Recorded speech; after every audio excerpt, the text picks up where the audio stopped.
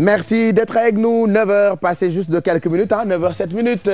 Fatima qui est en place depuis tout à l'heure. Donc c'est parti pour les infos qu'elle nous présente sous forme de bulletin. Entre autres, elle parlera de la mort d'un soldat sénégalais en Côte d'Ivoire et puis quelques infos sur le plan Sénégal émergent. Il y aura aussi le colloque des recteurs de l'Afrique de l'Ouest et puis quelques avis de certains Sénégalais concernant notre police nationale, n'est-ce pas Fatima? Exactement, Pape Cheikh. La cérémonie de levée du corps du soldat de première classe Idrissa Badji, prévue ce mardi à 8h30 à l'état-major général des armées, a été reportée à une date ultérieure. Une annonce d'un communiqué de la DIRPA. Le soldat Idrissa Badji est mort en Côte d'Ivoire dans un accident de voiture. Il était membre du 14e contingent sénégalais de l'opération des Nations Unies en Côte d'Ivoire. Nous y reviendrons dans nos prochaines éditions. Mise en œuvre sans délai du plan Sénégal émergent, le ministère de l'Industrie et des Mines a organisé une journée interne. C'est pour s'assurer que le personnel du ministère s'est approprié du plan pour sa réussite. Aïssatou Païfal, Ibou Diouf. Un séminaire organisé pour une exécution optimale du plan Sénégal émergent selon le directeur de cabinet du ministre de l'Industrie et des Mines. Ce PSE devient désormais la référence de toutes les politiques économiques au Sénégal. Il était donc bon qu'en ce qui nous concerne, le ministère de l'Industrie et des Mines, en tant que ministère sectoriel ayant une responsabilité dans l'exécution du programme, de réunir ce séminaire interne pour mettre à niveau tout notre personnel d'encadrement. Une place importante pour le ministère selon Moudjen Guissé. D'abord par le nombre de projets concernés.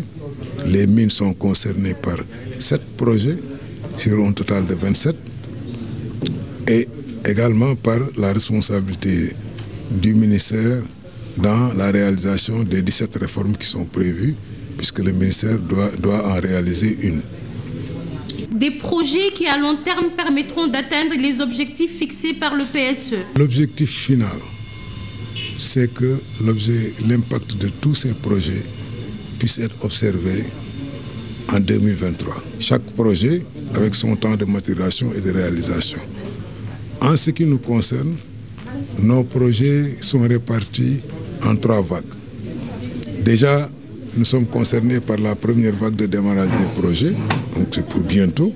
Sinon, dans l'immédiat, nous sommes également concernés par la deuxième vague. Un séminaire interne afin d'engager des réflexions sur les tâches à accomplir dans le cadre de la mission de la structure ministérielle. Aïssatou Païfal, merci. Colloque des recteurs de l'Afrique de l'Ouest, le réseau de l'excellence de l'enseignement supérieur a réfléchi sur la réforme du système LMD. L'objectif, c'est également de faciliter l'insertion professionnelle des étudiants. Salimata Aoussek. Le but de ce colloque est d'harmoniser les actions prioritaires dans le réseau d'excellence de l'enseignement supérieur en Afrique de l'Ouest. Le système LMD au centre des débats. Tout le monde sait que la mise en place du LMD ne va pas sans difficulté. Par exemple, j'ai cité tout à l'heure l'exemple d'abord le cadre réglementaire qui au Sénégal, par exemple, le LMD a été implanté dans un cadre réglementaire, c'est-à-dire il y a eu une loi qui a permis la mise en place de ce système au sein de nos universités, mais il y a également 3 décrets qui réglementent son application au sein des universités. Maintenant, il y a une application qui, aujourd'hui, peut-être n'est pas la même dans les autres universités africaines. Pendant ces 4 jours d'échange, ces 25 recteurs d'Afrique vont faire le point sur la situation de l'enseignement supérieur en Afrique. Nous travaillons à travers des réseaux comme le RESAO à une harmonisation qui nous permette une plus grande mobilité de nos étudiants et de nos enseignants entre nos différentes universités. Le RESAO travaille également, et ça intéresse beaucoup le Sénégal, sur l'utilisation des technologies de l'information et de la communication. Vous savez que c'est une des directives majeures, une des décisions présidentielles majeures, issue donc de cette concertation et du Conseil présidentiel qui s'est réuni le 14 août 2013. Le RESAO a pour but de promouvoir une nouvelle politique de coopération universitaire en mettant l'accent sur la modernisation de l'offre de formation. Tout cela pour faciliter la mobilité et l'insertion professionnelle des étudiants. Raquette sur la circulation, insécurité galopante dans certaines zones de Dakar. La police sénégalaise est gratignée par une frange de la population. Pour certains, même avec un effectif en croissance dans certains quartiers, l'insécurité persiste. Les habitants de Taliboumak, eux, magnifient le travail de certains agents. Suivons ce reportage de Aïssatou Païfal et Mohamed Djan. Une police décriée d'un côté, applaudie de l'autre. Nos policiers sont très vaillants, ils travaillent très bien. La population est beaucoup plus nombreuse que les agents. L'effectif est trop réduit. S'ils étaient plus nombreux, la sécurité serait renforcée. Ils ne font rien du tout, ils passent tout leur temps à se prélasser. À Pikine, Taliboumak, coxeur et chauffeur tirent sur les policiers de la circulation. C'est un secret de polichinelle, ils demandent 500 francs par-ci, 1000 francs par-là. Le comble, ils laissent sortir les voleurs pour appréhender d'honnêtes citoyens. Ce n'est pas sérieux. On est persécuté de toutes parts. Des agressions à l'appel du côté de Thiaroye-Kao. Il y a de plus en plus d'agresseurs et ils les laissent faire.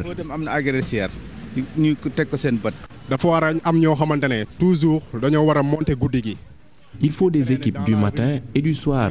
Ainsi, ils pourront faire des rondes pour sécuriser les quartiers les plus chauds. Une image de la police ternie, la mission de sécurisation des personnes et des biens reste à désirer. C'est pourquoi coxeurs et chauffeurs exhortent l'État à renforcer leur effectif. Aïssatou Païfal, merci Pape Cheikh, c'était là l'essentiel de ce bulletin d'information. C'est vrai. Kon baax na. Nga xóoyal ma de dinaa fi naan ñaar fukki kaas ak ñeent. Xam nga boo xëyee fajar da ngay bëgg naan lu tàng anytime. Merci Fatima. Ba ci kanam inchallah ñu àndaat ak rédaction bu télévision Futurs Médias 13h lay doon ci xibaar yi wolof lay doon mais l'information qui continue sur www.gfm.sn.